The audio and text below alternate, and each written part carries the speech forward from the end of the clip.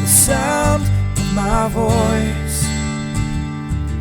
Move by the light, make a choice. Listen to my voice.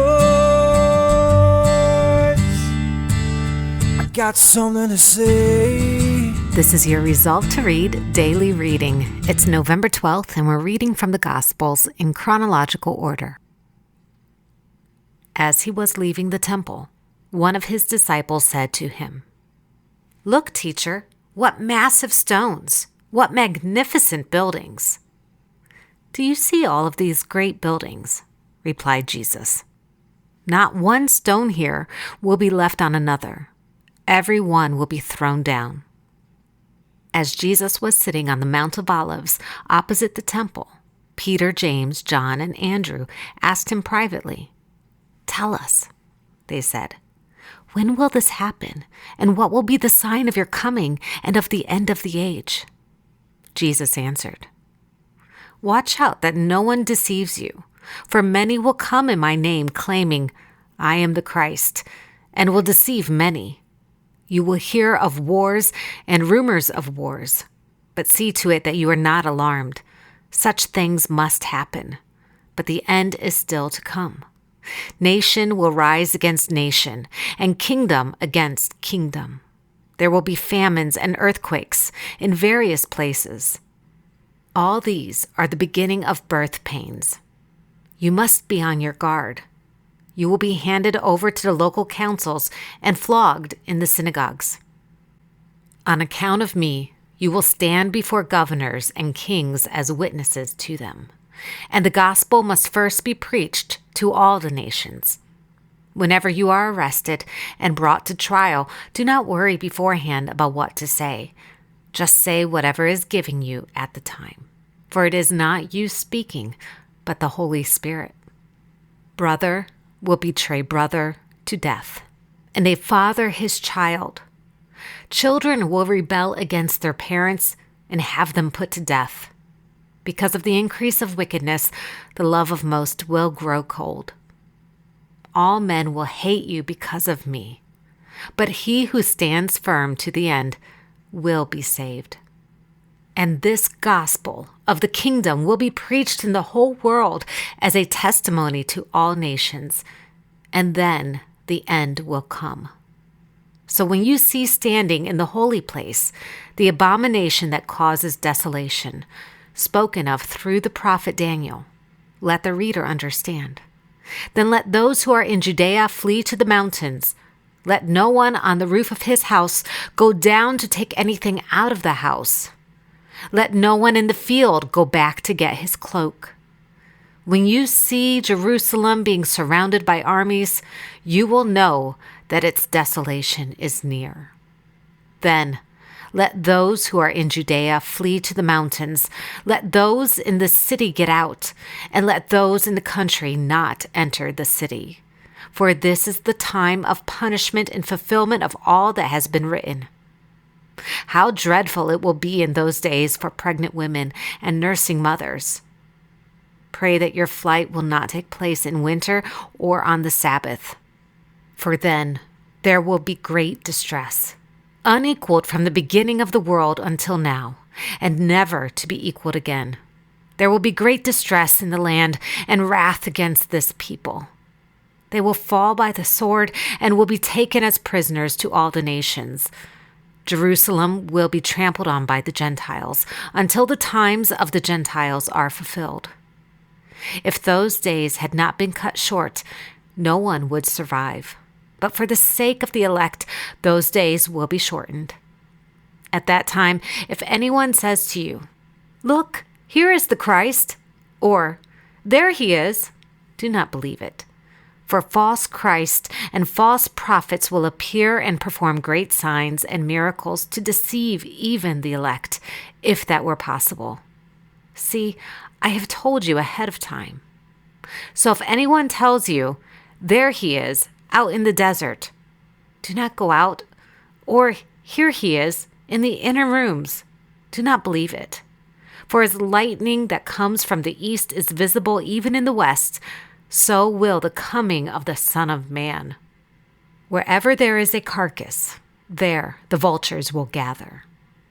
Immediately after the distress of those days, the sun will be darkened, and the moon will not give its light. The stars will fall from the sky, and the heavenly bodies will be shaken. At that time, the sign of the Son of Man will appear in the sky, and all the nations of the earth will mourn.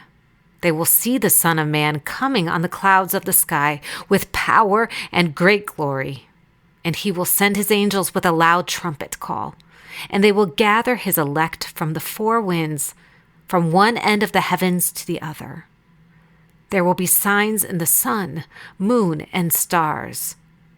On the earth, nations will be in anguish and perplexity at the roaring and tossing of the sea. Men will faint from terror, apprehensive of what is coming on the world, for the heavenly bodies will be shaken. At that time they will see the Son of Man coming in a cloud with power and great glory. When these things begin to take place, stand up and lift up your heads, because your redemption is drawing near. Now learn this lesson from the fig tree. As soon as its twigs get tender and its leaves come out, you know that summer is near. Even so, when you see all these things, you know that it is near, right at the door. I tell you the truth, this generation will certainly not pass away until all these things have happened. Heaven and earth will pass away, but my words will never pass away. No one knows about that day or hour, not even the angels in heaven, nor the Son, but only the Father. As it was in the days of Noah, so it will be at the coming of the Son of Man. For in the days before the flood, people were eating and drinking, marrying and giving in marriage, up to the day Noah entered the ark. And they knew nothing about what would happen until the flood came and took them all away. That is how it will be at the coming of the Son of Man. 2 men will be in the field. One will be taken and the other left.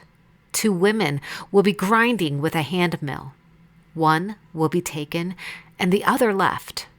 Therefore keep watch, because you do not know on what day your Lord will come. But understand this. If the owner of the house had known at what time of night the thief was coming, he would have kept watch and would not have let his house be broken into. So you also must be ready, because the Son of Man will come at an hour when you do not expect him. Be careful, or your hearts will be weighed down with dissipation, drunkenness, and the anxieties of life, and that day will close on you unexpectedly like a trap. For it will come upon all those who live on the face of the whole earth. Be always on the watch and pray that you may be able to escape all that is about to happen, and that you may be able to stand before the Son of Man. It's like a man going away. He leaves his house and puts his servants in charge, each with his assigned task, and tells the one at the door to keep watch. Who then is the faithful and wise servant, whom the master has put in charge of the servants in his household to give them their food at the proper time? It will be good for that servant whose master finds him doing so when he returns. I tell you the truth, he will put him in charge of all his possessions. But suppose that servant is wicked and says to himself, "My master is staying away a long time," and he then begins to beat his fellow servants and to eat and drink with drunkards. The master of that servant will come on a day when he does not expect him, and at an hour he is not aware of. He will cut him to pieces and assign him a place with the hypocrites, where there will be weeping and gnashing of teeth. Therefore, keep watch, because you do not know when the owner of the house will come back, whether in the evening or at midnight, or when the rooster crows or at dawn. If he comes suddenly, do not let him find you sleeping. What I say to you, I say to everyone, watch. At that time, the kingdom of heaven will be like 10 virgins who took their lamps and went out to meet the bridegroom. 5 of them were foolish, and 5 were wise. The foolish ones took their lamps, but did not take any oil with them. The wise, however, took oil in jars along with their lamps. The bridegroom was a long time in coming, and they all became drowsy and fell asleep. At midnight, the cry rang out, "Here's the bridegroom! Come out to meet him!" Then all the virgins woke up and trimmed their lamps. The foolish ones said to the wise, "Give us some of your oil. Our lamps are going out." "No," they replied, "there may not be enough for both of us and you. Instead, go to those who sell oil and buy some for yourselves." But while they were on their way to buy the oil, the bridegroom arrived. The virgins who were ready went in with him to the wedding banquet, and the door was shut. Later, the others also came. "Sir, sir," they said, "open the door for us." But he replied, "I tell you the truth, I don't know you. Therefore, keep watch, because you do not know the day or the hour." Again, it will be like a man going on a journey who called his servants and entrusted his property to them.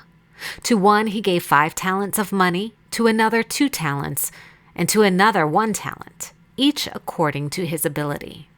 Then he went on his journey. The man who had received the 5 talents went at once and put his money to work and gained 5 more. So also the one with the 2 talents gained 2 more.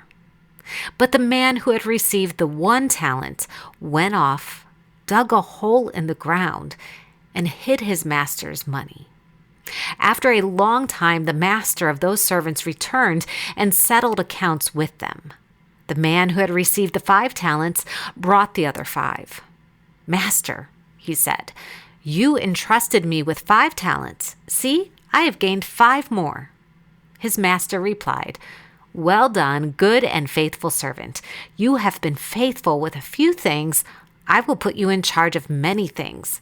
Come and share your master's happiness." The man with the 2 talents also came. "Master," he said, "you entrusted me with 2 talents. See, I have gained 2 more." His master replied, "Well done, good and faithful servant. You have been faithful with a few things. I will put you in charge of many things. Come and share your master's happiness." Then the man who received the 1 talent came. "Master," he said, "I knew that you are a hard man, harvesting where you have not sown and gathering where you have not scattered seed. So I was afraid and went out and hid your talent in the ground. See, here is what belongs to you."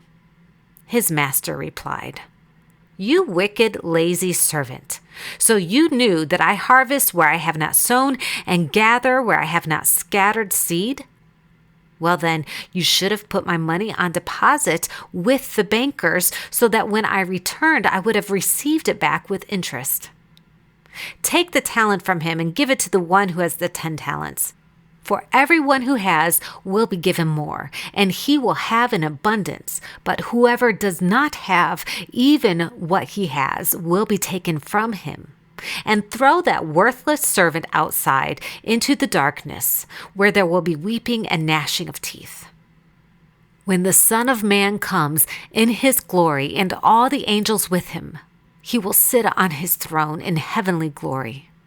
All the nations will be gathered before him, and he will separate the people one from another, as a shepherd separates the sheep from the goats. He will put the sheep on his right and the goats on his left. Then the king will say to those on his right, "Come, you who are blessed by my Father, take your inheritance, the kingdom prepared for you since the creation of the world. For I was hungry, and you gave me something to eat. I was thirsty, and you gave me something to drink. I was a stranger, and you invited me in. I needed clothes, and you clothed me. I was sick, and you looked after me. I was in prison, and you came to visit me." Then the righteous will answer him, "Lord, when did we see you hungry and feed you, or thirsty and give you something to drink? When did we see you a stranger and invite you in, or needing clothes and clothe you? When did we see you sick or in prison and go to visit you?"